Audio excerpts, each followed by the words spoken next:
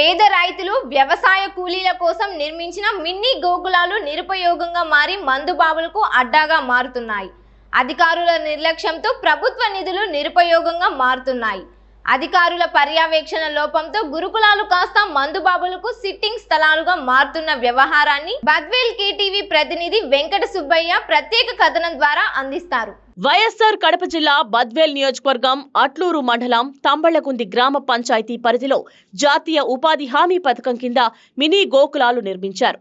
పేద వర్గాలు, చిన్న సన్నకారు రైతులు, పశుపోషకులకు ఉపయోగపడేలా ప్రభుత్వం ప్రత్యేక నిధులతో వీటిని నిర్మించినప్పటికీ సరైన ప్రదేశాలను ఎంపిక చేయకపోవడంతో అవి ఉపయోగంగా లేకుండా పోయింది. ప్రత్యేకంగా బాల్రెడ్డి బావి సమీపంలో నిర్మించిన 2 మినీ గోకులాలు సమీపంలో ఉన్న మద్యం దుకాణం కారణంగా మందుబాబులకు కేర్ ఆఫ్ అడ్రస్ గా మారిపోయాయని గ్రామస్తులు ఆరోపిస్తున్నారు. అక్కడ మద్యం సేవించే వ్యక్తుల కారణంగా మహిళలు, వ్యవసాయ కూలీలు ఆ ప్రాంతంలో సంచరించేందుకు భయపడుతున్న పరిస్థితి నెలకొంది. పశుపోషణ అభివృద్ధి కోసం కేటాయించిన ప్రభుత్వ నిధులు ఇలా వృధా కావడంపై స్థానికులు తీవ్ర అసంతృప్తి వ్యక్తం చేస్తున్నారు.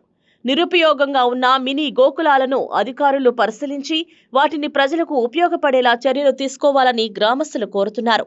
ఈ విషయంపై ఎంపీటీఓ వెంగముని రెడ్డిని వివరణ కోరగా సమస్యపై విచారణ జరిపి అవసరమైన చర్యలు తీసుకుంటామని తెలిపారు.